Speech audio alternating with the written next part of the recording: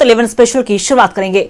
राजधानी रांची के एक स्कूल के शिक्षक पर अपनी नाबालिग छात्रा से गंदी बात करने का गंभीर आरोप लगा है। शिक्षा सचिव को गुमनाम शिकायती पत्र मिलने के बाद पूरे स्कूल में और पूरे क्षेत्र में हड़कंप मच गया। डीसी के निर्देश पर 3 सदस्यीय जांच टीम का गठन किया गया। डीएससी ने खुद स्कूल का निरीक्षण किया और स्कूल के सभी स्टाफ की छुट्टियां रद्द कर दी। देखिए रिपोर्ट, इसके बाद इस पर चर्चा करेंगे। के एक स्कूल के टीचर की गंदी बात, नाबालिग छात्रा से अश्लील चैटिंग, डीसी के निर्देश पर जांच टीम का गठन, स्कूल के सभी शिक्षकों की छुट्टियां रद्द। राजधानी रांची के एक स्कूल के टीचर पर छात्राओं से गंदी बात करने का आरोप लगा है। शिक्षा सचिव को गोपनीय पत्र भेजकर इसकी शिकायत की गई है। डीसी ने पूरे मामले को गंभीरता से लेते हुए डीएससी और डीईओ को जांच के निर्देश दिए, जिसके बाद डीएससी ने 3 सदस्यीय जांच टीम का गठन किया है। जांच कमेटी में एक ब्लॉक एजुकेशन ऑफिसर और 2 प्रिंसिपल को शामिल किया गया है। जांच कमेटी को 48 घंटे के भीतर जांच रिपोर्ट सौंपने का निर्देश जारी किया गया है। वहीं डीएससी ने खुद स्कूल का निरीक्षण किया, साथ ही स्कूल के सभी टीचिंग और नॉन टीचिंग स्टाफ की छुट्टियां रद्द कर दी। वहीं आरोपी टीचर बिना किसी सूचना के स्कूल से गायब है। वो जब मैं विद्यालय गया था तो आज वो विद्यालय में उपलब्ध नहीं था, बिना सूचना के आज वो नहीं आए थे। तो इसके भी नोटिस किया गया है और विद्यालय में सभी शिक्षकों को बोला गया है कि जब तक जांच की प्रक्रिया पूरी नहीं होगी आप पूरा सहयोग करेंगे और छुट्टी नहीं जाएंगे बिना आदेश के। उस शिक्षक के लिए भी मैसेज दे दिया गया है कि वो विद्यालय आए और जांच दल को प्रॉपर जांच में सहयोग करें। किसी भी तरह के असहयोगात्मक रवैये को भी बर्दाश्त नहीं किया जाएगा। 48 आवर्स में हमारे पास जांच की। रांची के रातू रोड में स्थित इसी अल्पसंख्यक स्कूल के टीचर अभिषेक कुमार सिन्हा पर ये गंभीर आरोप लगा है। आरोप है कि टीचर ने स्कूल की छात्रा के साथ अश्लील चैट किए। इस दौरान टीचर ने न सिर्फ छात्रा को उसके अंडरगारमेंट्स के बारे में पूछा, बल्कि उसे नग्न वीडियो चैटिंग के लिए भी फुसलाया। यही नहीं, टीचर ने सेक्स की भी बातें की। शिक्षा सचिव को मिली गुमनाम चिट्ठी के साथ इस चैट का स्क्रीनशॉट भी भेजा गया है। अल्पसंख्यक विद्यालय है शहर का, प्रमुख अल्पसंख्यक विद्यालय। वहाँ पे एक शिक्षक ने छात्रा के साथ कुछ अश्लील चैट किए हैं। तो इस पे आज खुद मैं विद्यालय भी गया था, वहाँ पे शिक्षकों से छात्रों से प्रॉपर इस मैटर को लेकर इंजनरल इंट्रैक्शन भी किया और उपायुक्त के आदेशानुसार त्वरित जांच टीम गठित कर दी गई है। अगले 48 आवर्स में जांच की रिपोर्ट सामने रहेगी और इसमें कुछ भी अगर गलत पाया जाता है तो नियमानुसार सख्त से सख्त कार्रवाई की जाएगी। शिक्षक पर कई नाबालिग छात्राओं को प्रेम जाल में फंसाने और अश्लील चैटिंग का आरोप है। यही नहीं, आरोप ये भी है कि टीचर एक छात्रा को होटल तक ले गया। हालांकि आरोपी के सहयोगी शिक्षकों ने शिकायत पत्र पर सवाल उठाए हैं। उनका कहना है कि अब तक किसी भी छात्र या अभिभावक ने इस तरह की कोई शिकायत प्रबंधन के सामने नहीं की। जगह जगह सीसीटीवी कैमरा लगी हुई है और उस सीसीटीवी कैमरा से हम लोग हमेशा बच्चों का निगरानी रखते हैं। और वो जो टीचर पे ब्लेम लगा है वो तो गर्ल्स सेक्शन में जाते ही नहीं है। उनका बस नीचे का 3 क्लास है, 6, 7, 8 जिसमें जाते हैं। हाँ, वो बहुत एक्टिव टीचर थे। हमारे स्कूल के हर प्रोग्राम में वो बहुत पार्टिसिपेट होते थे। और हम लोग को दुख हुआ कि हम लोग को मीडिया से मालूम चला। हमारे बच्चे आज तक कोई कंप्लेन नहीं किया। हमारे बच्चे को कंप्लेन करना था, अगर उनके पास कोई तरह की परेशानी हो रही है तो ना बच्चे से हमको कंप्लेन मिली है ना अभिभावक से कंप्लेन मिली है। तो हम किसी के कैरेक्टर पे हम कैसे बोल सकते हैं। हालांकि टीचर के जो चैट सामने आए हैं उसमें साफ दिख रहा है कि दोनों तरफ से खुलकर बातें की जा रही हैं। बहरहाल मामले की जांच शुरू हो गई है, लेकिन टीचर की इस गंदी बात ने गुरु शिष्य के रिश्ते को शर्मसार कर दिया है। न्यूज़ 11 भारत के लिए रांची से मोहम्मद इमरान की रिपोर्ट। राजधानी रांची से आज एक ऐसी खबर आई जिसने शिक्षक और एक छात्रा के बीच जो रिश्ता होता है उसे पूरी तरीके से शर्मसार कर दिया। और इसी पर चर्चा करने के लिए हमारे सहयोगी इमरान हमारे साथ न्यूज रूम से लाइव बने हुए, पहले उनका रुख कर लेते हैं। इमरान, देखिए, राजधानी रांची के एक स्कूल से एक खबर निकलकर सामने आती है जहां एक शिक्षक पर नाबालिग छात्रा से गंदी चैटिंग करने का आरोप लगता है। शिक्षक फरार बताया जा रहा है। वहीं 48 घंटे के अंदर जो है पूरी जांच रिपोर्ट सौंपने का जो डीसी ने निर्देश दिया है वो भी दे दिया गया है। क्या कुछ पूरी जानकारी, क्या कुछ पूरा ये मामला है?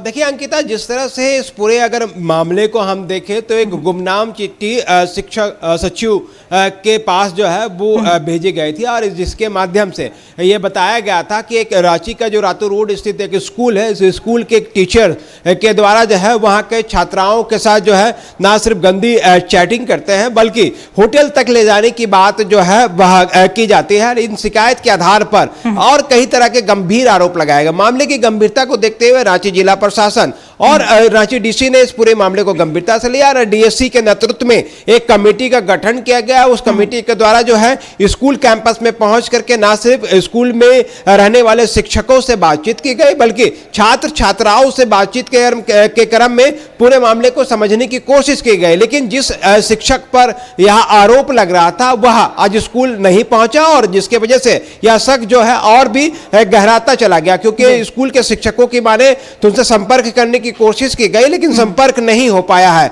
हालांकि जो आरोप लगे हैं उस आरोप पर स्कूल के द्वारा जो है वह बचाव किया गया, क्योंकि स्कूल के शिक्षकों ने साफ तौर से कहा कि जिस तरह की खबरें आई हैं मीडिया के माध्यम से तमाम जानकारी उसे तो मिली है लेकिन जो स्कूल के बच्चियां हैं उन्होंने ना ही तो शिक्षक को इस तरह की जानकारी दी या ना ही किसी अभिभावक के द्वारा जो है स्कूल में आकर के इस तरह की कोई शिकायत की जानकारी दी या इस तरह की बातों को लेकर के जानकारी दी। अगर जानकारी दी जाती तो इस तरह की चीजों पर कार्रवाई की जाती है। इनके अलावा स्कूल कैंपस में बड़े पैमाने पर सुरक्षा के दृष्टिकोण से बड़ी संख्या में सीसीटीवी कैमरे भी हैं जो कि बच्चों पर लगातार नजर रखी जाती है। लेकिन आज इस पूरी जांच की प्रक्रिया में अंकिता जो महत्वपूर्ण कड़ियां हैं वो समझनी होगी। एक कि जिस सोशल मीडिया के माध्यम से इंस्टाग्राम के पेज पर शिक्षक के नाम से जो प्रोफाइल बनाया गया और जिस छात्रा के साथ बातचीत हो रही है उसकी जांच का यह विषय है कि क्या यह सही में स्कूली छात्रा है और अभिषेक जो कि शिक्षक है उसके आईडी के द्वारा जो है यह बातचीत हो रही है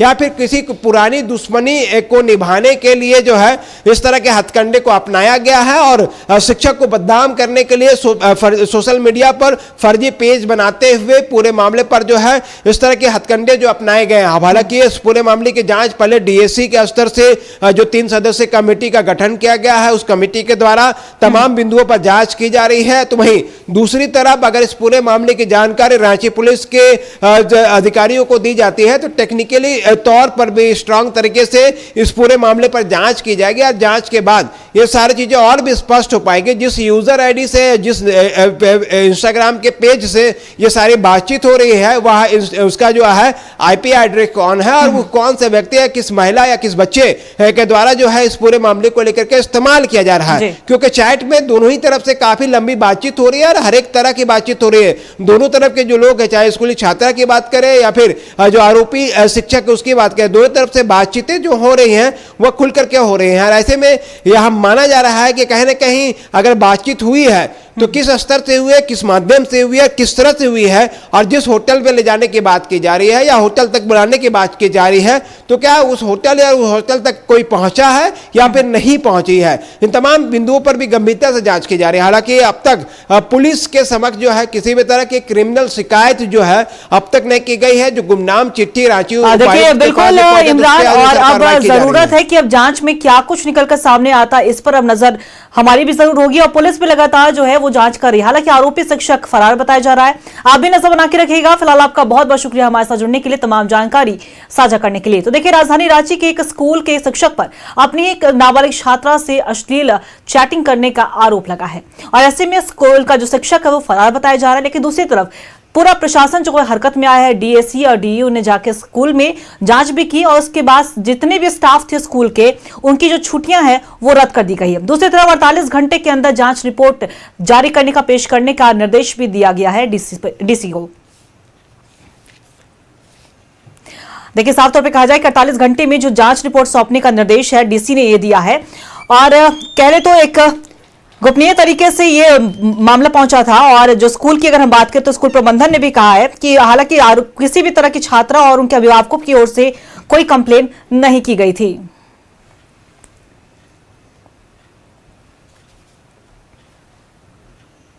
और इसी खबर पे और भी ज्यादा चर्चा करने के लिए हमारे साथ हमारा गेस्ट पैनल भी जुड़ा हुआ है, उनका रुख कर लेंगे। हमारे साथ अंशुमाला कर्ण जी जुड़ी हुई हैं, जो कि CWC की पूर्व सदस्य और मनोवैज्ञानिक काउंसलर है। अंशु जी, आपका बहुत बहुत स्वागत है न्यूज 11 भारत पर। हमारे साथ चितरंजन जी जुड़े हुए हैं, जो कि प्रवक्ता है झारखंड प्राथमिक शिक्षक संघ के। आपका भी चितरंजन जी बहुत बहुत स्वागत है न्यूज 11 भारत पर। सबसे पहले अंशु जी, आपके पास आना चाहेंगे। आप CWC की पूर्व सदस्य भी रह चुकी हैं, बाकायदा आप काउंसलर भी हैं। ऐसे में जो आपने पूरा मामला देखा कि किस तरीके से गुरु और शिष्य का जो एक पवित्र रिश्ता होता है, और स्कूल को भी एक पवित्र जगह कहा जाता है, लेकिन वहां पे जो ऐसी हरकतें हो रही हैं, अश्लील चैटिंग हो रही है, कहीं ना कहीं इस पूरे रिश्ते को शर्मसार किया जा रहा है। कहीं ना कहीं जो अब विश्वास हो जिन पर करते हैं हम, उन पर ही कहीं ना कहीं अब सवाल उठने शुरू हो चुके हैं। कैसे इस पूरे मामले को देख रही हैं आप? विश्वास की बात आप करती हैं, जहाँ तक शिक्षक और छात्र के संबंध की बात है, तो अभी आए दिन इस तरह की घटनाएं आम हो गई हैं। अभी ये रांची में रातू रोड में स्कूल में जैसा देखने को मिला, पेपर में है, न्यूज़पेपर में आया हुआ है, सभी जगह फैला हुआ है। इस तरह की घटनाएं अभी होते क्या हैं, इस तरह के माइंडसेट वाले जो इंसान होते हैं, जो लोग होते हैं, वो अपने से कमज़ोर वर्ग को ढूंढते हैं जिन पर वो इस तरह की बातें को अप्लाई कर सकें, जहाँ पे उनका लगता है कि मेरा बाजी जो है मेरे हाथ में आ सकता है। क्योंकि इस तरह की चीज़ ज़्यादातर स्कूलों में ही हो रही है। छात्राएं शिक्षक से डरती हैं, उनके मन में रिस्पेक्ट होता है। तो आजकल ये एक कमज़ोर करी जो है बच्चा लोग के साथ में टीचर लोग का होने लगा है। तो ये सभी पे लागू तो नहीं होता है, शर्मसार वाली बात तो है ही। अब यहाँ पे हम लोग आते हैं स्कूल का सुरक्षा का। जब आप लोग का बात से भी पता चला है कि वहाँ पे CCTV लगे हुए हैं, तो कहीं ना कहीं यहाँ पे एज अ काउंसलर अगर मैं बताना चाहूँ तो वहाँ पे भावनात्मक जो लगाव है उसमें कमी पाया गया है। अगर मान लीजिए वहाँ पे स्कूल में काउंसलर होती है कि नहीं ये तो मुझे नहीं पता, लेकिन है, अगर टाइम टू टाइम वहाँ पे काउंसलर होता तो शायद ये मामला बहुत पहले ही सामने आ जाता। ये सभी स्कूल के लिए, प्राइवेट स्कूल तो काउंसलर को रखे हुए हैं, लेकिन सरकारी में इसकी अभी कमी है।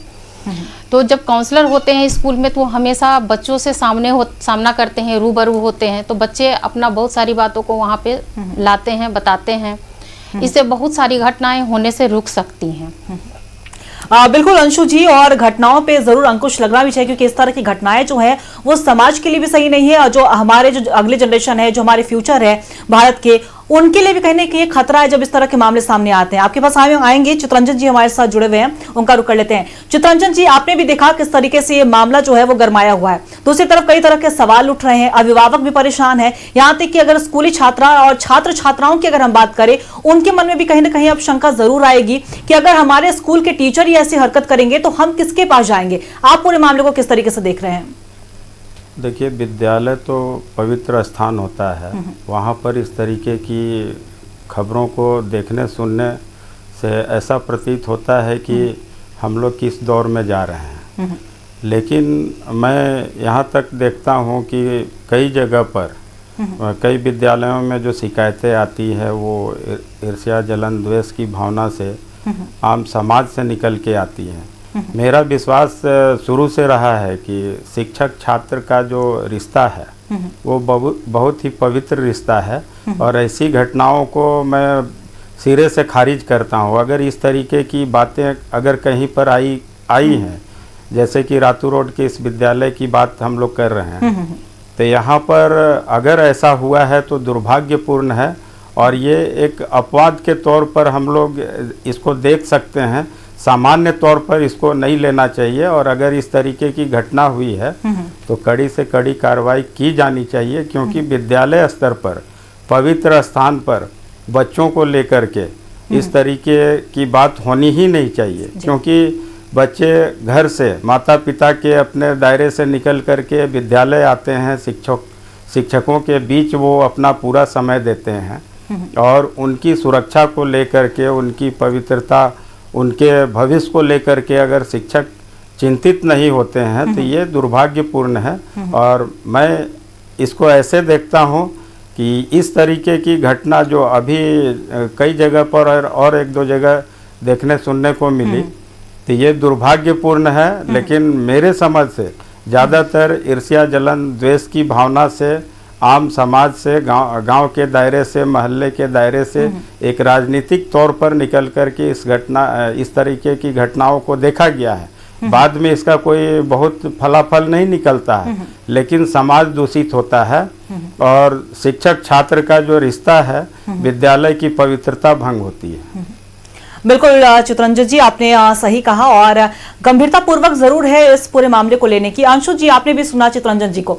देखिए, आपने कुछ देर पहले काउंसलिंग की बात की और जरूरत भी है कि ऐसे स्कूल में काउंसलिंग भी हो, लेकिन कई बार हम ऐसी घटनाएं जब सामने आती हैं तो क्या होता है कि जब जो बच्चे होते हैं, जो छात्राएं होती हैं, जिनके साथ ये घटनाएं घट रही हैं, जिनके साथ जिन्हें शोषित किया, वहां पे जब परेशान किया जा रहा है, उनके साथ अश्लील बातें की जाती हैं, उनके साथ अश्लील हरकत की जाती है, वो अक्सर स्कूल प्रबंधक के पास जाते भी हैं, लेकिन कई ऐसी घटनाएं सामने आती है जहां पे स्कूल प्रबंधक की ओर से कोई कार्रवाई नहीं की जाती है। तो क्या आप, क्योंकि आप पूर्व सदस्य भी रह चुके हैं CWC की और आपने भी बखूबी देखा होगा कि इसमें क्या कुछ काम होता है, तो ऐसे में कहां पे कमी रह जाती है कि बच्चे जो है वहां तक नहीं पहुंच पाते हैं? सबसे पहले ये आप बहुत अच्छा सवाल की हैं।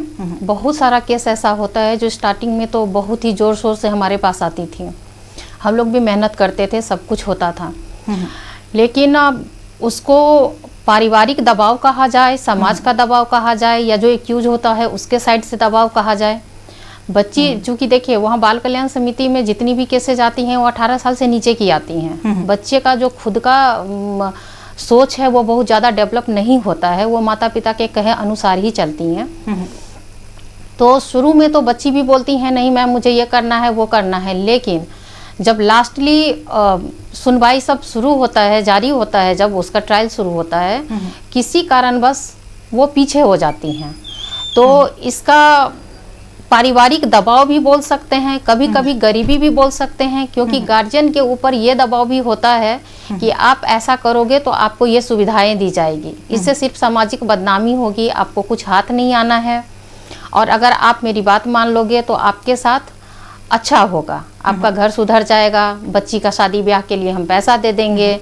ये सब चीज़ें भी बहुत बार हुआ था वहाँ पे, जब हम वहाँ बेंच में थे तो हम लोग को बहुत अफसोस होता था कि हम लोग इतना मेहनत करते हैं कि बच्ची को न्याय मिले, हम लोग एड़ी चोटी का जोर लगाते हैं, लेकिन जब टाइम आता है कि दोषी को सजा दिया जाए तो वो जो आप केस फाइल करते हैं उसी से पीछे हो जाते कि नहीं मेरे साथ तो ऐसा कुछ हुआ ही नहीं था।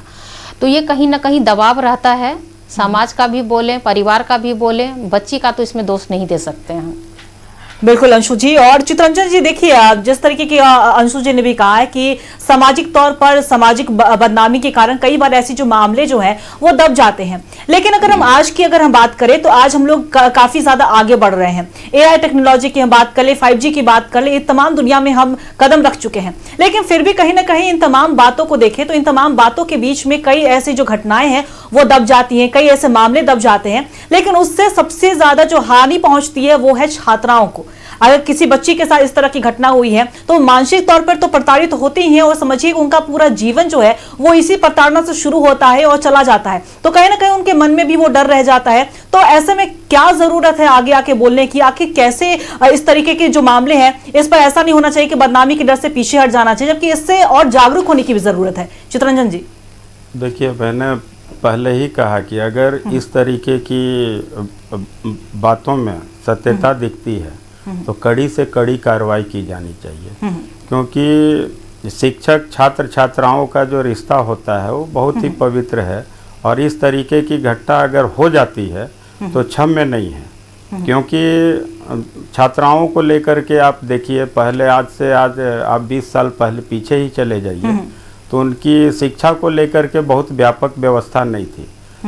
विद्यालय बहुत दूर दूर हुआ करते थे और उनका प्राथमिक स्तर तक भी पढ़ाई बहुत सही से नहीं हो पाता था। अब जाकर के धीरे धीरे आम समाज में सामान्य तौर पर वो आगे बढ़ रही हैं, और विद्यालय स्तर पर अगर वास्तव में इस तरीके की घटना कहीं होती है, अगर शिक्षक वैसे होते हैं तो मेरी नज़रों में क्षमा का कोई स्थान नहीं है।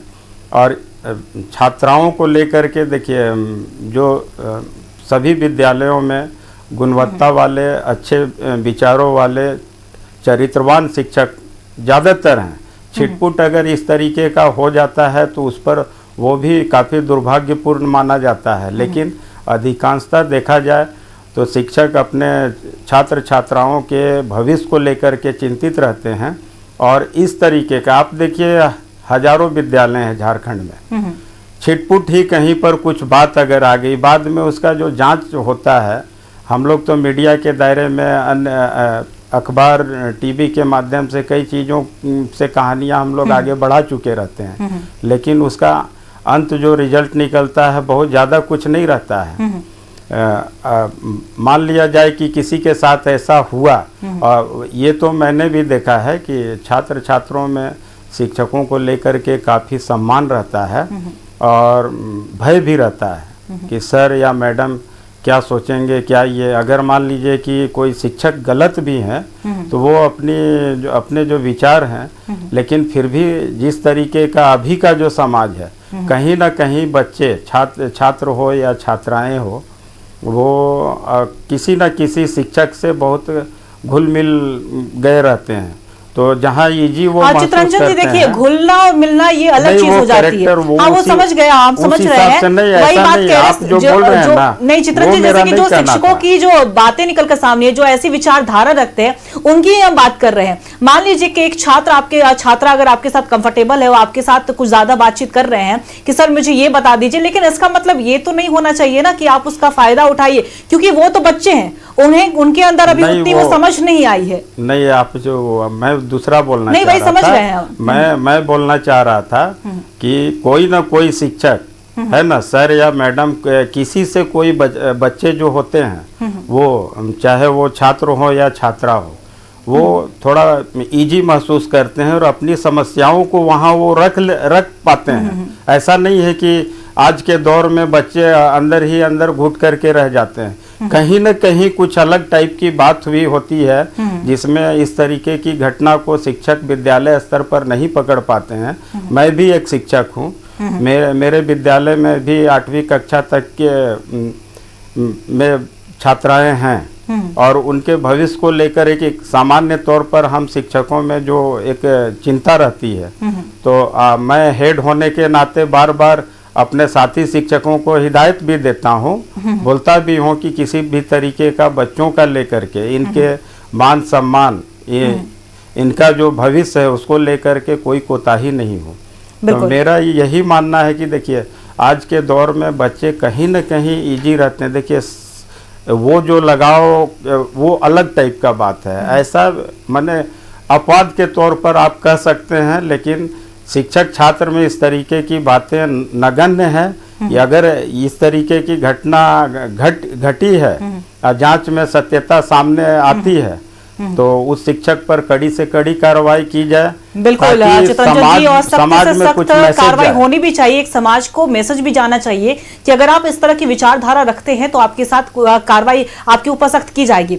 अंशु जी देखिए, लगातार जो इस तरह की घटनाएं सामने आती हैं, कहीं ना कहीं छात्रों में तो डर होता ही है। एक अभिभावक के तौर पर अगर हम देखें तो अभिभावक बड़े चिंता मुक्त होकर वो अपने बच्चों को स्कूल भेजते हैं कि उनके बच्चे जो है वो स्कूल जाके कुछ सीख रहे हैं, लेकिन जब उनके बच्चों के साथ इस तरह की घटनाएं सामने आएंगी तो कहीं ना कहीं उनके मन में भी डर लगेगा। देखिए अगर हम आगे की अगर बात की, कभी स्कूल वैन में बच्ची के साथ रेप की केसेस आ जाते हैं, कभी कुछ और घटनाएं सामने आती है, तो कहीं ना कहीं ये चिंताजनक भी है। स्कूल के लिए भी चिंताजनक है, अभिभावक के लिए भी चिंताजनक है, और पूरे देश के लिए, क्योंकि बच्चे जो है वो देश का भविष्य माने जाते हैं। लेकिन जब बच्चों के साथ इस तरह की घटनाएं सामने आती हैं, तो ऐसे में आपने पूर्व सदस्य भी रह चुके हैं CWC की, आप काउंसलर भी हैं, तो आप किस तरीके से देखती हैं ऐसे कि आगे ऐसे में अंकुश लगाने के लिए इन तमाम घटनाओं पर कहां पे संशोधन की जरूरत है, कहां पे कुछ और नियम बनाने की जरूरत है, ताकि बच्चे खुलकर वो सामने आ सके और खुद ही वो इस तरह की घटनाएं जो हैं वो पहुंचा सके?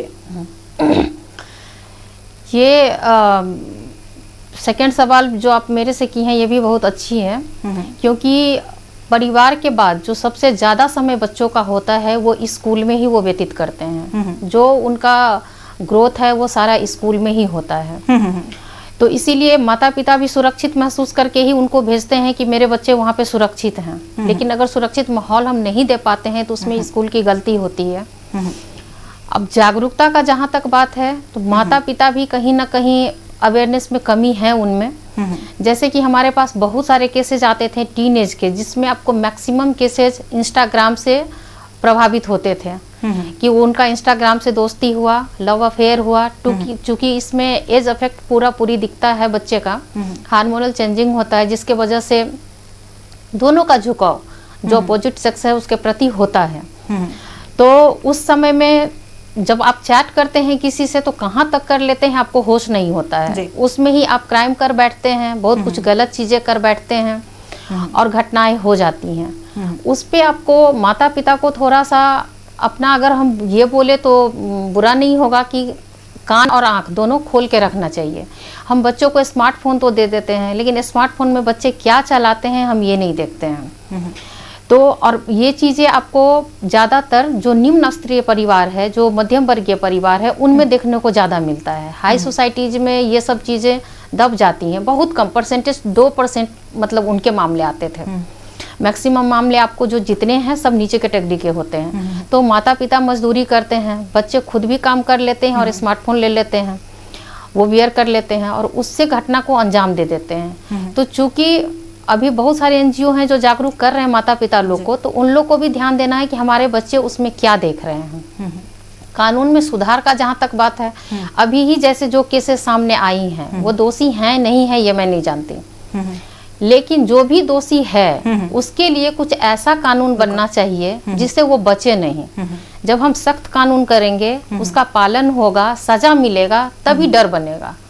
डर नहीं बनता है, इसके चलते दिन ब दिन क्राइम बढ़ते जा रहा है। हम अवेयरनेस की बात करते हैं लेकिन क्या हम सही में अवेयर हो रहे हैं? हम नहीं हो रहे, क्योंकि ये चीज और ज्यादा बढ़ रहा है। स्मार्टफोन का भी इसमें योगदान है जिसमें बहुत सारा चीज आसानी से देख लिया जाता है, परोस दिया जाता है। तो जो मानसिक बीमार लोग हैं वो लोग उसका लाभ उठा लेते हैं। इसको देखिए बिल्कुल अंशु जी, और अब सही बात है कि जरूरत है अवेयरनेस की भी और जरूरत है सख्त नियम बनाने की भी, ताकि जो भी इस तरह की वारदात को अंजाम देते हैं उन्हें सख्त से सख्त सजा मिल सके। फिलहाल आपका बहुत बहुत शुक्रिया हमारे साथ जुड़ने के लिए, अपनी बातों को रखने के लिए अंशु जी, और चितरंजन जी आप हमारे साथ जुड़े थे उसके लिए बहुत बहुत शुक्रिया अपनी बातों को न्यूज़ 11 भारत पर रखने के लिए। देखिए राजधानी रांची से जो घटना सामने आई है वो चिंताजनक है, शर्मसार करने वाली है, क्योंकि एक गुरु शिष्य का जो रिश्ता होता है कहीं ना कहीं सबसे ज्यादा पवित्र माना जाता है, लेकिन वही रिश्ते को शर्मसार करने वाली घटना सामने आई रांची के रातू रोड के एक स्कूल से। और ऐसे में तुरंत डीसी हरकत में आते हैं और इसके बाद डीएसी, डीईओ सभी जांच में व्यस्त हो गए हैं। ऐसे में 48 घंटे के अंदर रिपोर्ट पेश करने का निर्देश भी दिया गया है। हालांकि कौन दोषी है कौन सही है अब ये जांच का विषय है, लेकिन जो इस तरह की घटनाएं सामने आ रही हैं वो समाज के तौर पर शर्मसार करने वाली है, शर्म आने वाली घटना है। और ऐसे में अब देखने वाली बात हुई क्या कुछ इस पर कार्रवाई होती है। अगर आरोपी शिक्षक सही में अगर आरोपी है तो उन पर सख्त से सख्त कार्रवाई करने की भी जरूरत है। फिलहाल 11 स्पेशल में इतना ही। बने रहेगा खबरों के लिए न्यूज़ 11 भारत के साथ। दीजिए इजाजत, नमस्कार।